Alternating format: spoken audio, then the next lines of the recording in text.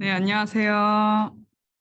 네, 오늘 세 분 들어오셨는데 제일 열심히 하시는 세 분께서 들어오셨네요. 네. 저는 이제 아마 이 이지스 학교 초반에 제가 아키텍처 강의를 하고 그다음에 이제 좀 이제 다른 분들께서 이제 강의하시다가 제가 다시 오라클 튜닝 강의를 이제 하게 되었습니다.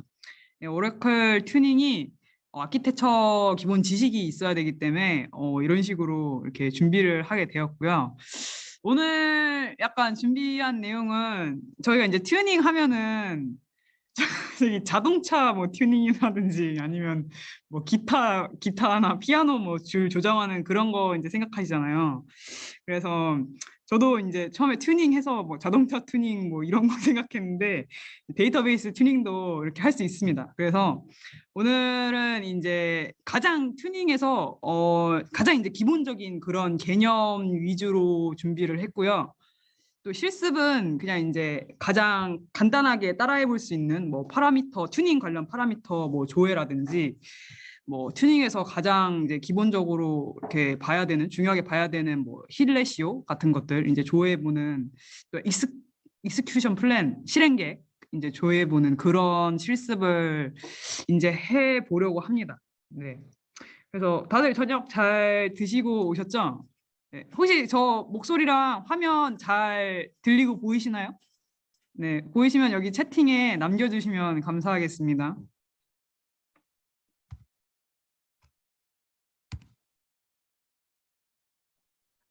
어, 네, 이렇게 하면은 채팅이 안 보이네. 채팅에 지금 잘 들리고 잘 보인다고 말씀해 주셨네요. 네, 감사합니다. 그럼 시작하도록 하겠습니다. 자, 전체 화면 이게 전체 화면을 하면은 네.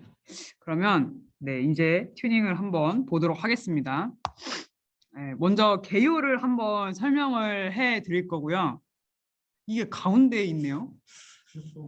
이거 옆으로 옮길게요. 제 얼굴이 가운데 있어가지고. 네, 이거 좀 이거를 줄이겠습니다. 네. 그러면 이제 잘 보이시겠죠? 네. 그래서 이제 튜닝의 이제 개념에 대해서 이제 설명을 먼저 해드리고 저희 튜닝을 이제 두 가지로 나눌 수 있어요. 그래서 데이터베이스 퍼포먼스 튜닝과 SQL 튜닝으로 나눌 수 있습니다. 그래서 보통 SQL 튜닝이 거의 90% 저희가 튜닝 말하면 다 SQL 튜닝을 이제 말하는 거기 때문에 이제 SQL 튜닝을 중점적으로 이제 보시면 될 것 같고요. 데이터베이스 퍼포먼스 튜닝 저거는 이제 그 뭐 DB 설계 뭐라고도 하고 인스턴스 튜닝이라고도 하는데 이거 두 가지는 이제 아키텍처적인 좀 그런 내용입니다. 그래서 그냥 참고하시면 될 것 같습니다. 네, 그래서 이제 개념을 한번 볼게요. 튠 뭐 단어를 제가 가져와 봤는데 이게 뜻이 뭐 조정하다, 뭐 음을 맞추다, 뭐 이런 뜻이더라고요. 네, 그래서 데이터베이스 튜닝은 말 그대로 데이터베이스의 어플리케이션, 저희가 SQL문을 발행하는 그 어플리케이션하고 데이터베이스 관리 시스템, DBMS를 이제 조정을 해가지고 데이터베이스 시스템의 응답 속도, 그러니까 성능을 향상시키는 그런 작업입니다. 네, 그래서 한마디로 말하자면은 이제 그런 저희가 이게 주어진 시스템 자원, DB 자원 있죠. 그거를 최대한 효율적으로 사용할 수 있도록 조정하는 것이 이제 튜닝의 개념이라고 할 수 있습니다. 네, 그래서 제가 아까 말씀드렸듯이 튜닝은 응답 속도를 줄이기 위한 거다. 그래서 리스폰스 타입이 이제 그 응답 시간이죠. 응답 속도와 관련된 응답 시간. 그래서 저희가 SQL문을 발행을 하면 이제 데이터베이스가 이렇게 처리를 해가지고 데이터베이스가 응답을 해주죠. 그 응답 받기까지의 시간, 발행해서 응답 받기까지의 시간이 이제 리스폰스 타임입니다. 그래서 그거를 줄이고 저 빨리 응답 받으면 좋잖아요. 뭐 오래 기다리는 걸 별로 안 좋아하니까. 그래서 리스폰스 타임을 줄이고 이제 스로우풋을 증가시키는 그런 거죠. 그래서 이제 스로우풋은 이제 스로우풋이 만약에 증가된다. 그러니까 스로우풋은 이제 처리되는 그 처리 양이라고 생각하시면 됩니다. 데이터베이스가 이제 처리하는 그런 양인데 스로우풋이 이제 증가가 되면은 저희가 이제 가장 최소한의 그런 자원을 가지고 저희가 입력한 SQL문에 해당하는 그런 데이터베이스 행들을 처리할 수 있다. 어쨌든 처리 능력이 이제 처리 효율이 향상된다. 뭐 이런 뜻입니다. 그래서 저희가 어플리케이션에서 이제 SQL문을 딱 발행을 하죠.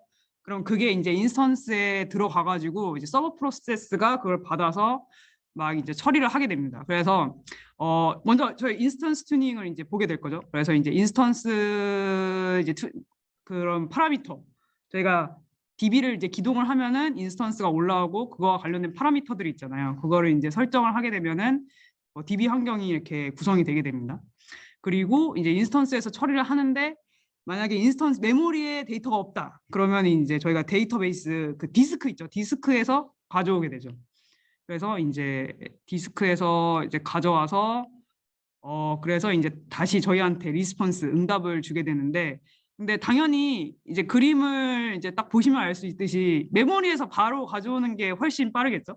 디스크 이게 메모리 거쳐서 이제 디스크 갔다가 다시 이렇게 오는 것보다는 메모리에서 바로 가져오는 게 빠릅니다. 그래서 이제 메모리에서 가져오는 게 저희가 아키텍처 시간에 캐시 hit이라고 배웠는데 캐시 hit을 캐시 hit의 비율을 이제 높여야겠죠. 데이터베이스의 응답 속도, 시간을 이제 빠르게 하려면. 네, 그래서 이제 그거에 대한 이야기를 오늘 할 예정입니다.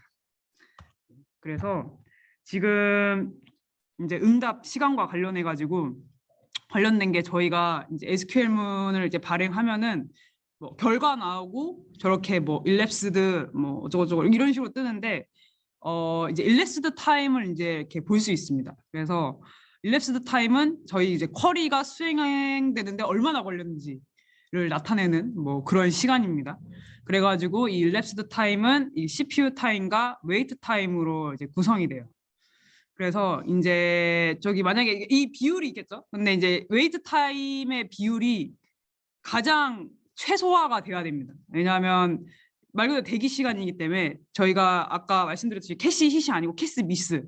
그러니까 디스크 I/O를 하게 되면은 대기 시간이 뭐 점점 늘어나서 제기 시간이 늘어나가지고 일레스 타임도 이제 증가하게 되므로 그렇게 당연히 캐시 hit을 해야 되는 거고 웨이트 타임 비율이 한 10에서 15% 정도는 되어야 이제 적절하다고 할 수가 있습니다. 50% 만약에 50대 50이다 이러면은 약간 뭐 악성 쿼리라고 하더라고요. 네. 그래가지고 이거를 한번 간단한 거니까 한번 보도록 하겠습니다. 이거는 뭐 이렇게 지금 바로 들어가서 따라해 보셔도 되는 거니까. 그러면 먼저 저희가 세션을 먼저 하나를 열어가지고 이렇게 처음부터 한번 이렇게 보여드리겠습니다. 지금 뭐 이거 들어가는 거는 뭐 주구장창 하셨으니까 다 아시겠죠? 저희 지금 이게 도커 오라클 컨테이너가 이렇게 켜져 있어가지고 여기로 들어가겠습니다. 네.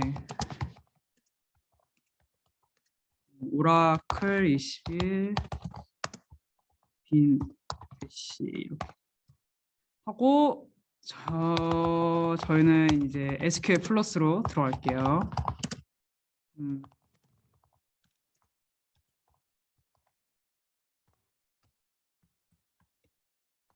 네, 그럼 이렇게 들어왔고요.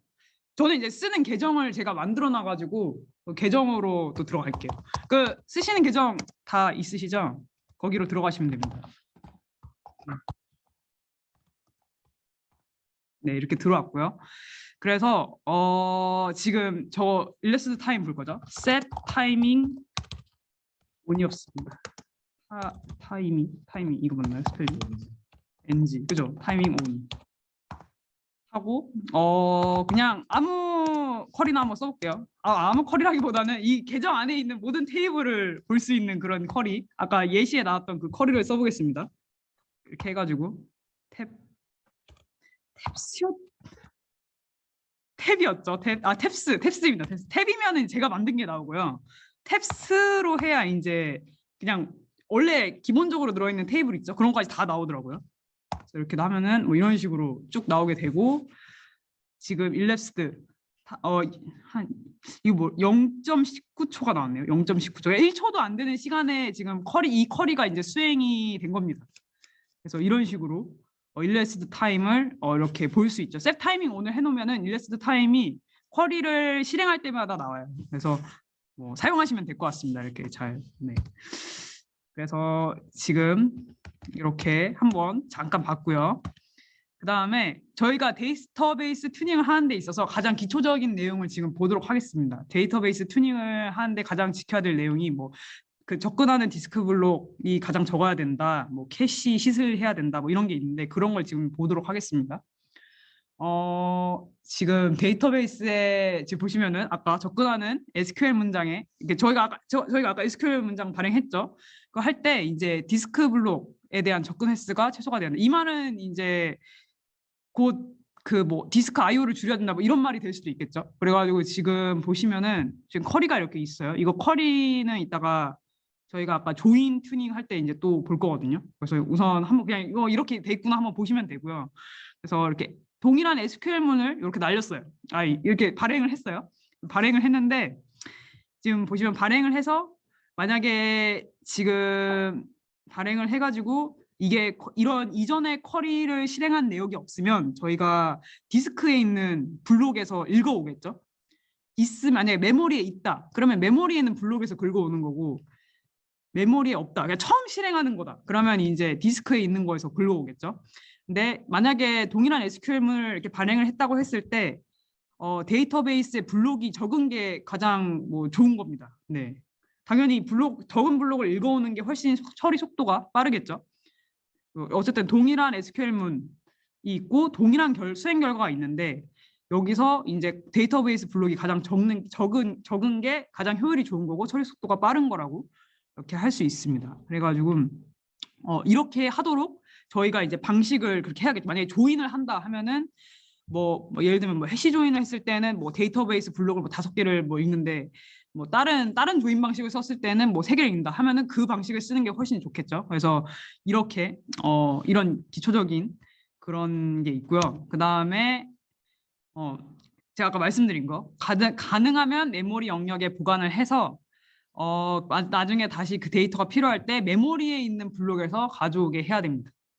그래서 이것도 지금 보시면은 저희가 발행을 하면 이렇게 인스턴스, 그러니까 메모리에 있는 데이터베이스 버퍼 캐시에서 여기에 있으면 여기에 있는 블록에서 읽어오게 됩니다. 메모리에 있으면. 근데 만약에 없으면 저희가 디스크에서 이 블록을 카피를 해서 그래서 이 메모리에다 놓고 그걸 또 다시 읽어오겠죠. 그래가지고 당연히 1 플러스 2번 한 것보다 1번이 훨씬 빠르잖아요. 캐시 힛이.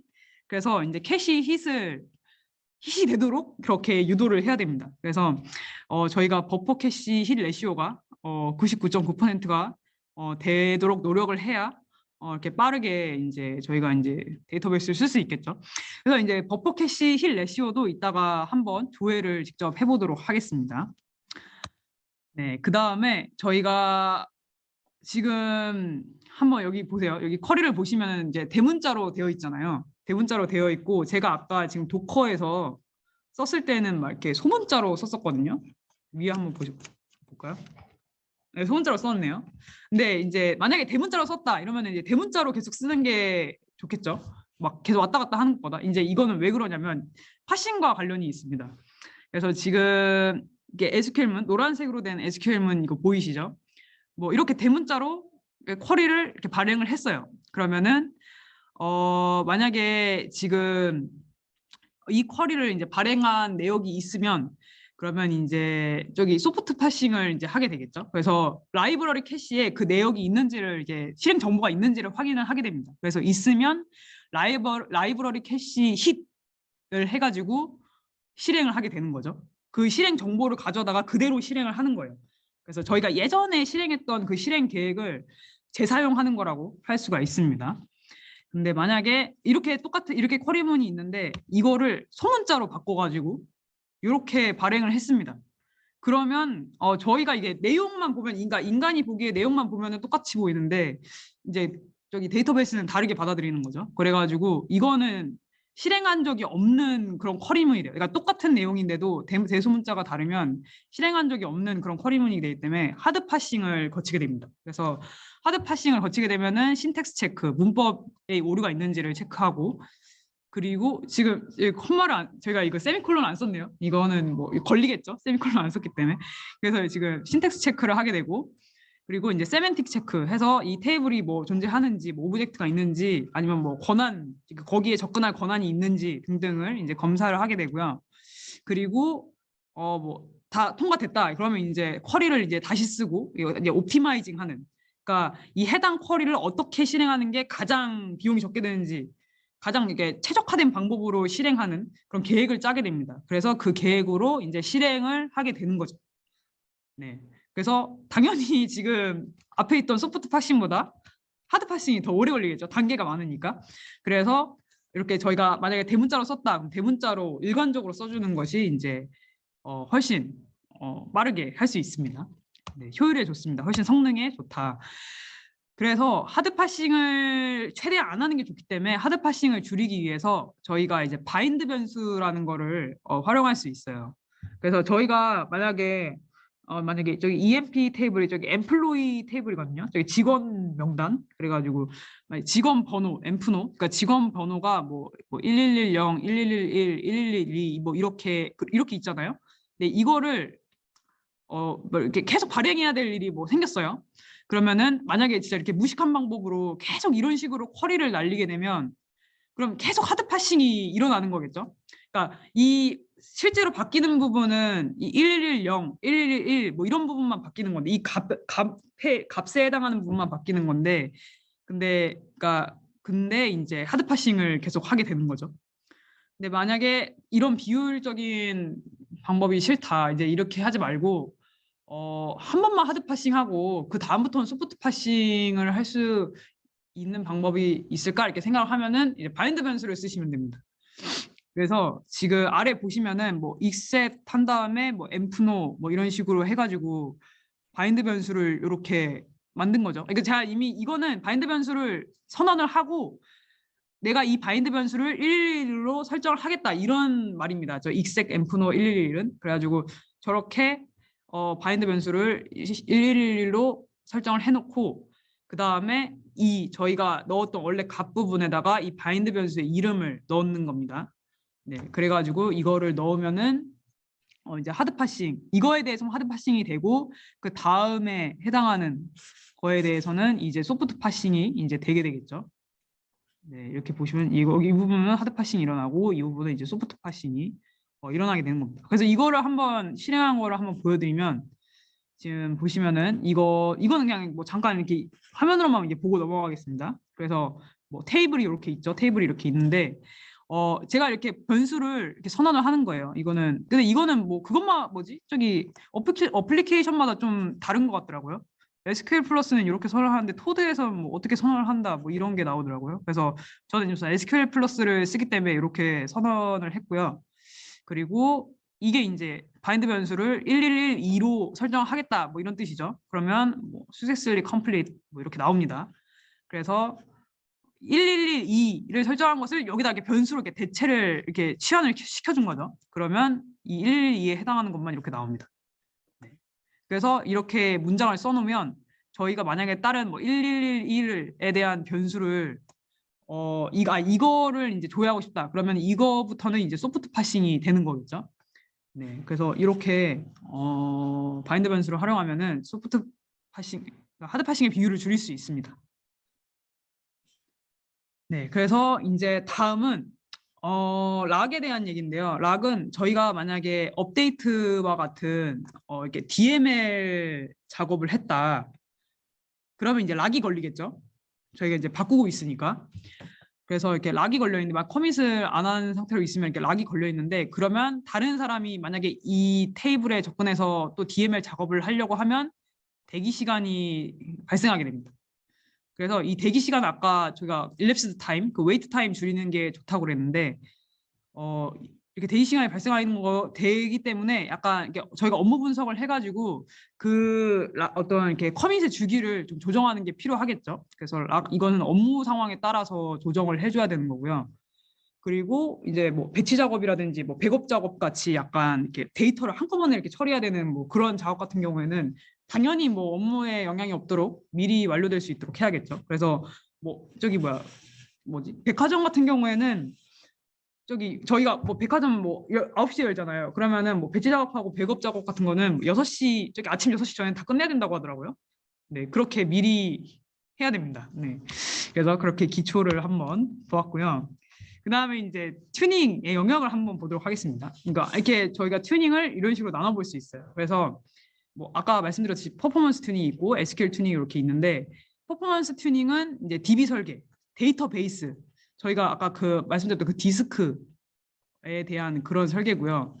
그리고 이제 인스턴스는 메모리에 대한 그런 튜닝이겠죠. 그래서 데이터베이스에 대한 설계는 물리 설계와 논리 설계로 나눌 수 있고, 저기 인스턴스 메모리에 대한 튜닝은 뭐 메모리가 어쨌든 이 시스템에 대한 얘기겠죠. DBMS 관리 시스템에 대한 얘기인 거고, SGA, PGA 파라미터 뭐 그런 관련된 튜닝입니다. 뭐 이것도 이따 뒤에서 보도록 하겠고요. 그다음에 이제 SQL 튜닝은 이제 어플리케이션, 저희가 어플리케이션에서 SQL문을 이제 발행을 하죠. 저는 아까 도커 거기 터미널에서 SQL 플러스에서 발행을 했습니다. 그래서 거기서 SQL문을 어떻게 쓸 것인지, 조인 방법을 어떻게 할 것인지, 뭐 인덱스를 어떻게 쓸 것인지, 인덱스 그 스캔을 어떻게 할 것인지, 그거 뭐 쿼리 옵티마이저가 그런 걸 이제 결정을 하게 되는 겁니다. 뭐 조인을 어떻게 할 것인지, 인덱스 스캔을 어떻게 할 것인지. 그래서 이렇게 튜닝의 범위를 한번 볼 수 있습니다. 그래서 뭐 이거 그림으로 한번 보시면은 뭐 메모리는 인스턴스고 디스크는 뭐 데이터베이스 퍼포먼스 튜닝이고, 이거 이름이 근데 책마다 다 다르더라고요. 뭐 데이터베이스 튜닝이라고 하는 데도 있고 퍼포먼스 튜닝이라고 하는 데도 있고, 저는 이제 오라클 공식 문서에는 이렇게 되어 있길래 뭐 이런 이름으로 뭐 가져왔는데, 네, 그리고 이제 뭐 SQL 튜닝은 어플리케이션 관점의 튜닝이다. 그래서 데이터베이스 퍼포먼스 튜닝부터 한번 이제 보도록 하겠습니다. 그래서 데이터베이스 퍼포먼스 튜닝은 먼저 DB 설계가 있습니다. 플래닝, 데이터베이스 설계, 그냥 데이터베이스 설계라고 보시면 될 것 같아요. 저희가 저희 건물 지을 때 이렇게 건물 설계하잖아요. 그것처럼 데이터베이스도 이렇게 설계 단계에서 뭐 이런 업무적 환경이나 시스템 성능 같은 것을 고려해서 데이터베이스를 설계할 수 있는 겁니다. 그래서 데이터베이스는 설계는 이제 저희가 물리 설계, 말 그대로 그 디스크, 디스크, 이제 데이터 파일이 모여서 이제 디스크가 만들어지잖아요. 그래서 이 데이터 파일과 디스크에 대한 설계, 논리 설계는 저희가 뭐 테이블 스페이스라든지 테이블, 인덱스 등등의 데이터 구조를 어떻게 설계할 것인지에 대한 겁니다. 네, 그래서 먼저 물리 설계부터 이렇게 한번 보여드리면, 이거는 이제 저희 스토리지 레벨, 그러니까 하드웨어적인 설계라고 보시면 돼요. 하드웨어적인 설계되고, 디스크랑 데이터 파일의 구성을 결정한다, 뭐 이런 겁니다. 말 그대로 그냥 물리적인 그런 설계예요. 그래가지고 뭐 레이드 이 4+1의 볼륨을 이렇게 구성했을 때 뭐 이런 식으로 디스크가 구성이 되겠죠. 볼륨 1, 2, 뭐 이렇게 3, 4 이렇게 있고요. 그리고 펄 플러스 1이다 하면은 디스크, 실제 데이터를 저장하는 디스크는 하나, 둘, 셋, 네 개가 있는 거고, 나머지 하나는 데이터, 그러니까 디스크 날아갔을 때 복구하기 위한 페리티인 거죠. 페러티. 네, 그래서 이거를 바탕으로 이걸 이용해서 이제 데이터, 만약에 디스크 하나가 이제 죽었다 하면 얘를 이제 복구를 하는 겁니다. 그래서 지금 이렇게 안에 이렇게 디스크 안에 데이터가 이런 식으로 저장이 이렇게 되어 있고요. 네, 그래서 이거를 이제 이러한 하드웨어적인 걸 설계하는 것이 이제 물리 설계입니다. 그래서 저희가 이제 그 뭐 오라클 오토매틱 스토리지 매니지먼트 ASMN 기능이 있잖아요. 이게 있어서 이 기능을 위한 뭐 스토리지의 디스크 구성이나 설계가 필요는 한데, 근데 어쨌든 이 기능 때문에 만약에 관리 작업이 많이 감소했습니다. 자동으로 어쨌든 저기 디스크를 관리해주기 때문에 그런 뭐 직접 수동으로 관리를 해줘야 되는 그 작업이 많이 감소했고, 자동으로 이렇게 성능 효율적으로 하기 때문에 뭐 I/O 성능도 많이 개선이 됐죠. 그래서 뭐 그렇다 이런 겁니다. 이 ASM이 뭐 튜닝에 미친 영향이. 네. 그래서 물리 설계에서 어쨌든 가장 중요한 거는 디스크 I/O를 분산시키는 게 가장 중요합니다. 그러니까 이 디스크 이 I/O가 한 디스크에 이렇게 집중되는 것보다 이렇게 뭐 하나에 이렇게 막 이 볼륨 2의 모든 I/O가 막 다 일어나는 것보다 그러면 이제 이 디스크에서 이제 그 경합이 발생하게 되는 거죠. 이 액세스가. 그래가지고 이것보다는 이제 만약에 동시에 액세스되는 일이 있다 그러면 하나는 뭐 볼륨 3에서 액세스하고 하나는 볼륨 4에서 액세스하고 이런 식으로 분산시켜야 훨씬 처리 속도가 빠르게 될 수 있어요. 그래가지고 만약에 지금 보시면은 여기 뭐 테이블 스페이스가 이런 식으로 이렇게 여러 디스크에 걸쳐서 이렇게 저장이 되게 되는데요. 근데 만약에 저희가 인덱스를 이용해서 테이블을 액세스할 일이 있다. 그러면 테이블하고 인덱스는 동시에 IO가 발생하게 되겠죠. 그래서 이런 식으로 테이블은 볼륨 2에다 놓고 인덱스는 볼륨 3에다 놓는 것이 훨씬 그 처리 속도에 훨씬 유리합니다. 그리고 만약에 저희가 DML 업데이트 작업을 한다 그러면은 이 테이블하고 언두 이게 이제 동시에 액세스가 이제 발생하게 되겠죠. 그래서 이것도 마찬가지로 테이블하고 언두를 같이 놓는 것보다 볼륨을 이렇게 따르게 해서 이렇게 분리해서 놓는 것이 만약에 동시에 액세스 된다 하면은 동시에 액세스가 이렇게 일어나기 때문에 뭐 한 디스크에 대한 경합이 발생하지도 않고 훨씬 처리 속도가 빠르게 되겠죠. 근데 만약에 만약에가 아니고 이제 언두와 솔트는 저희가 이제 동시에 발생할 확률은 굉장히 낮기 때문에 뭐 같은 볼륨에 놔도 뭐 솔직히 상관없습니다. 뭐 같이 발생할 그 작업이 있을 수도 있겠지만 뭐 거의 없다고 합니다. 그래가지고 이제 이거는 뭐 같이 놔도 상관이 없겠죠. 뭐 이게 액세스 될 때는 얘가 안 일어나고 뭐 이런 식으로 하니까. 그래서 이렇게 분산을 시킬 수 있고요. 그다음에 지금 저희가 디스크 구성하는 걸 봤습니다. 그다음에 디스크를 구성하고 있는 데이터 파일은 뭐 어떻게 구성할 수 있냐. 저희가 저기 아키텍처에서 이 그림 이제 기억나실지 모르겠어요. 하도 오래전에 봐가지고 이 데이터 파일이 뭐 이런 식으로 이제 구성이 되어 있는 건데요. 뭐 여기서 뭐 그냥 간단하게만 설명해 드리자면은 뭐 리드로그 파일이 있고 저기 아카이브 리드로그 파일이 있죠. 근데 보통 그러니까 리드로그 파일을 이용해서 이 아카이브 리드로그 파일을 만들잖아요. 그리고 리드로그가 훨씬 더 이 부하가 크기 때문에 당연히 이 리드로그가 이제 IO가 더 빠르게 될 수 있는 곳에 놓아가지고 그렇게 구성하는 게 좋겠죠. 그냥 이거 그냥 참고로만 한번 보시면 될 것 같습니다. 우선 디스크 분산하는 게 제일 중요하고. 네. 그래서 이제 저희가 이제 물리적인 내용을 봤습니다. 그러면 이제 논리적인 내용을 봐야겠죠. 그래서 이제 보시면은 뭐 테이블이라든지 뭐 인덱스라든지 테이블 스페이스 같은 것들은 다 아까 그 물리적인 것들에 저장되어 있는 논리적인 데이터 구조입니다.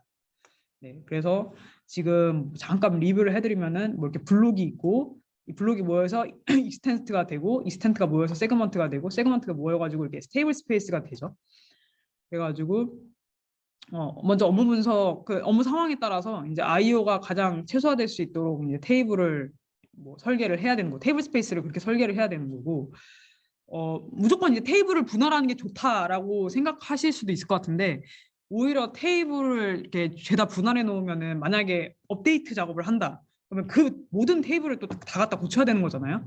그래서 오히려 그냥 이렇게 블루 코드 칼럼 같은 걸 하나 더 만드는 게 효율적일 수 있기 때문에 이런 거는 이제 업무 상황에 따라서 맞춰서 이제 뭐 하셔야겠죠, 설계를.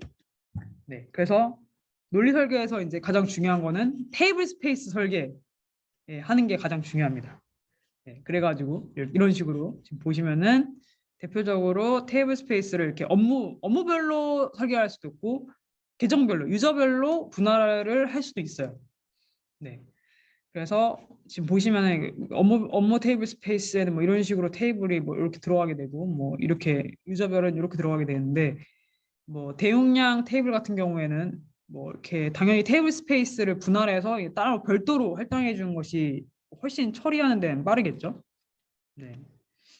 그래서 지금 만약에 저희가 예시를 한번 들어보자면 데이터 웨어하우스 가장 이게 그 많은 양의 데이터를 한꺼번에 이렇게 뭐 쏟아붓는 그런 데이터 웨어하우스나 아니면 저기 온라인 트랜잭션 프로세싱이라고 하죠. 저기 뭐 은행 작업 같은 경우는 실시간으로 이렇게 작업을 처리하는 그런 프로세스 같은 경우에는 지금 어떻게 익스텐트를 설정하고 데이터를 이행할 수 있냐 보시면은 만약에 테이블 스페이스를 이렇게 첫 번째와 같이 만약에 구성했다고 할게요. 뭐 3기가짜리로 3기가짜리 익스텐트로 이렇게 구성을 했다고 치면은 만약에 저희가 10기가짜리의 이 뭐 매출액 데이터를 데이터베이스에다 넣고 싶어요. 그러면 뭐 3기가로 이렇게 나눠져 있기 때문에 뭐 세일즈 여기다 또 들어가고 여기 프로젝트가 이미 있는 게 있으면 또 세일즈가 또 여기 들어 이런 식으로 약간 이렇게 블록별로 이렇게 나눠가지고 이렇게 이스텐트별로 이렇게 나눠가지고 이렇게 들어가게 되겠죠. 그러면 저희가 만약에 스캔을 할 때 막 이렇게 읽다가 프로덕트 아니네 이러고 다시 읽다가 뭐 이런 식으로 이렇게 끊기게 읽게 된다고 해야 되나? 뭐 이런 식으로 이렇게 좀 비효율적으로 읽게 됩니다. 그래서 뭐 이렇게 안 하고 10기가짜리로 이렇게 이스텐트를 설정해 놓는다. 그러면은 만약에 세일즈 데이터를 여기다가 넣고 싶어요. 그러면 그냥 여기다가 죄다 이렇게 때려 넣으면 되는 거기 때문에 이런 식으로 그냥 풀스캔을 한다 이러면 바로 이렇게 쭉 읽을 수 있겠죠.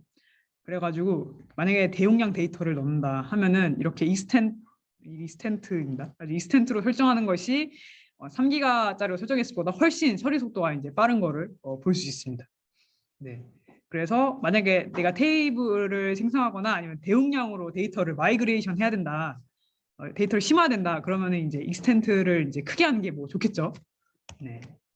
그렇습니다. 그래서 이제 인덱스를 테이블 스페이스를 봤으니까 한번 인덱스를 이제 보시면은 저기 보시면 이 EMP 테이블에 이 이름하고 성별이 있습니다. 그래서 이름이 데이비드이고 성별이 남자인 거를 뭐 가져와라 이렇게 하면은 만약에 단일 인덱스로 구성을 하게 되면은 이네임, 그러니까 네임 인덱스를 또 읽고 젠더 인덱스를 또 읽고 그 다음에 이제 머지를 해가지고 이제 맞는 걸 이렇게 찾아내게 되는 그런 방식인데. 지금 보시면 엔드 조건입니다. 네. 근데 만약에 복합 인덱스로 구성을 했다. 그러면은 그냥 바로 이렇게 읽으면 되는 거겠죠. 머지 작업이 없기 때문에 훨씬 빠릅니다. 네. 그래서 근데 엔드로 구성될 경우에 유리하다는 뭐 그런 겁니다. 이건 엔드로 구성할 경우에. 네. 그래서 이것도 뭐 이제 상황에 따라 뭐 다 다르긴 하겠지만 뭐 예시를 한번 들어보자면 뭐 그렇습니다. 그리고 이제 논리 설계에서 또 중요한 게 지금 제가 테이블 스페이스 인덱스 받고 저기 테이블 스페이스 강의에서 아마 파티션 내용을 했을 거예요. 그때 지금 기억하실 거예요. 아마 이 그림 보신 거. 그래가지고 지금 보시면은 이렇게 뭐 이렇게 기준을 잡아가지고 이렇게 나눠서 사용하는, 맞아요. 파티션을 이렇게 해서 사용하는 그런 테이블 같은 경우 대용량 테이블을 이렇게 설계할 때는 파티션을 사용하는 게 좋겠죠.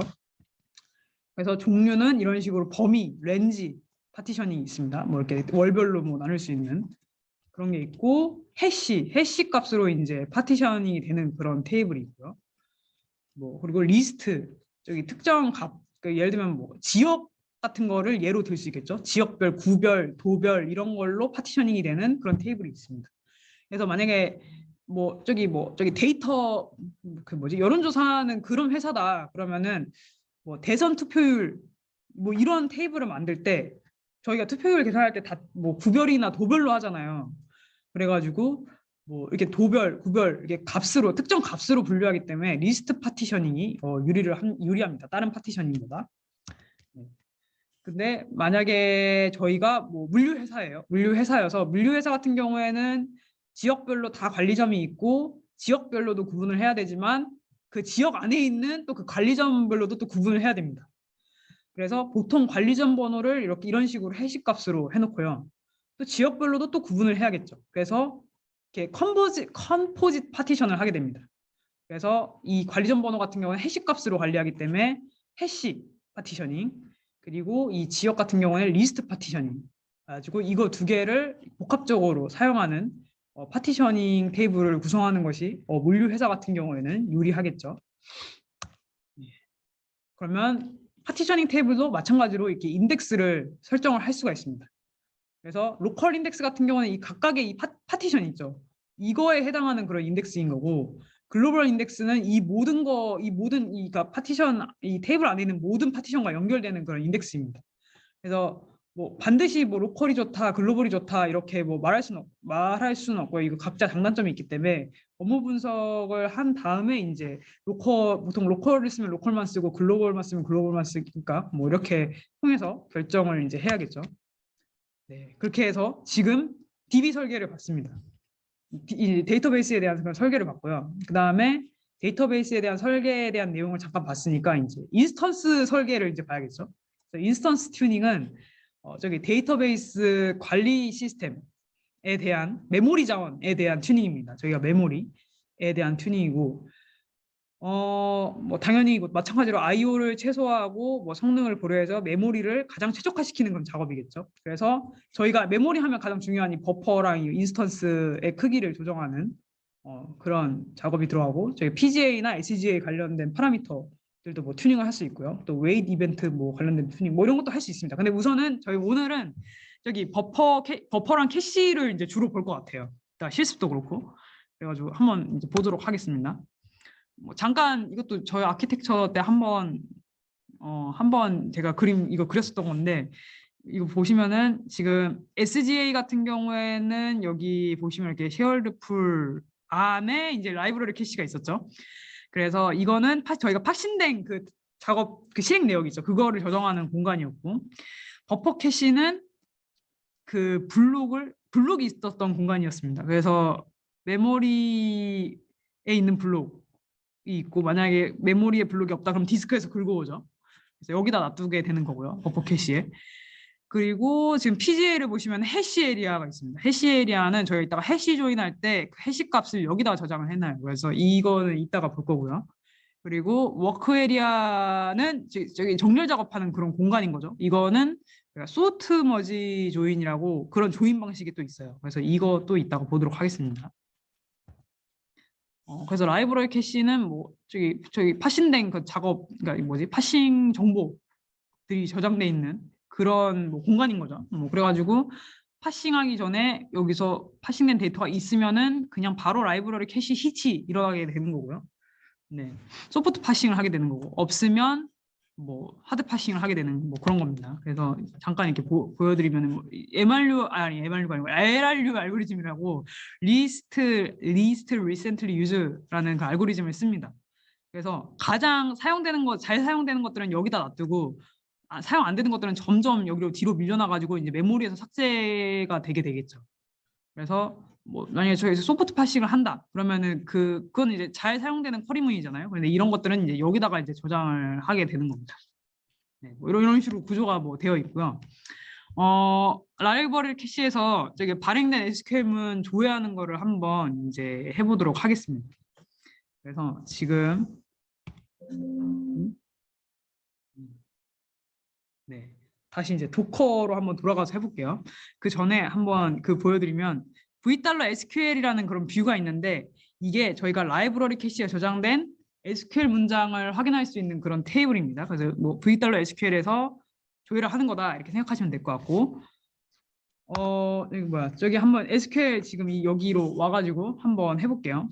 아까 저희가 예시에 있었던 그 쿼리문입니다. 그래서 SQL ID랑 SQL 텍스트, 뭐 is shareable 이거 뭐 공유 가능한지 뭐 이런 칼럼, 그거랑 관련된 칼럼인 것 같아요. 그래서 이거 한번 실행을 해보면 이런 식으로 저 같은 경우에는 이게 여기서 뭐 제가 실행한 쿼리문들도 여기 안에 있을 거고, 뭐 굉장히 정보가 많습니다. 그래서 지금 보시면 거의 787개가 이렇게 나와 있거든요.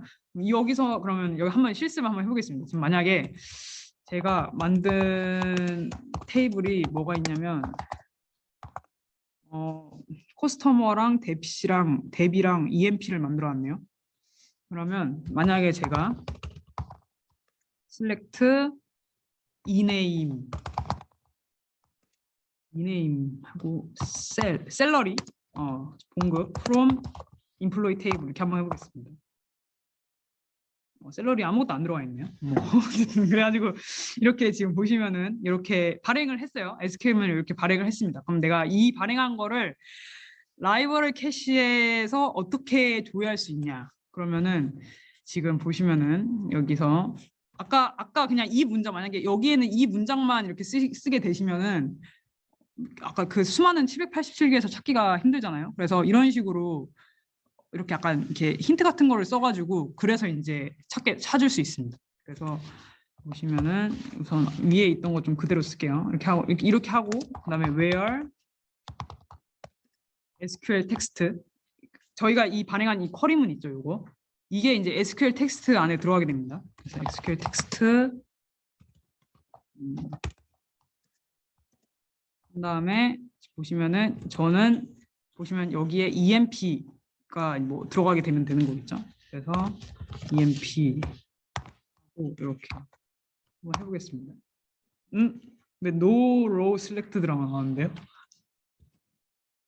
네, 지금 보시면 제가 like를 써야 되는데 는으로 했으니까 안 나오는 거죠. 이거는 는은 해당되는 거고 like는 EMP 그러니까 이 문장 사이에 EMP가 들어가면은 이제 찾는 그런 겁니다. 네, 이렇게 하면 나오죠. 다시 이렇게 지금 보시면은 그때 제가 이전에 좀 실습한다고 많이 그걸 해놔가지고 지금 좀 많이 나왔습니다. 그래서 여기서 한번 보시면은 아마 위로 볼까요? EMP 여기 있네요. 여기 이거 아까 제가 실행한 그런 문장인 거죠. 이런 식으로 제가 아까 이거 조회하려고 실행한 문장도 이렇게 나오게 되고요. 네. 그리고 너무 많네요. 지금 보시면은 EMP 텍스트 뭐 한번 쭉 보겠습니다. 뭐 이렇게 제가 실행했던 것도 나오고 이것도 제가 지금 뭐 인서트 한다고 나온 그런 거거든요. 이런 문장이거든요. 뭐 이런 식으로 나오게 되고 네. 여기 있네요. 여기 있네요. 이거 제가 아까 실행한 거죠. ename style from EMP 이거를 이제 실행해서 지금 제가 라이브러리 캐시에 이게 실행돼 있구나 하면서 이렇게 적혀져 있습니다. 그래서 이렇게 실행 내역을 한번 이렇게 찾아볼 수 있습니다. 이것도 제가 예전에 한번 실행해 본 거예요. 아까 제가 쓴 거는 이거입니다. 이 문장 여기 이렇게 나온 걸 볼 수 있죠. 이게 지금 SQL 아이디가 이거 같아요. 이건가? 이 화면이 안 맞아가지고 보시면은 이렇게 해시 값으로 이 SQL 문장에 대한 아이디가 이렇게 저장이 되어 있습니다. 그래서 이걸로 이제 구분을 하게 되는 거겠죠. 이 문장이 실행이 된 적이 있는지 없는지 이 해시 값으로 이렇게 불러오게 되는 겁니다. 그래서 이렇게 볼 수 있습니다.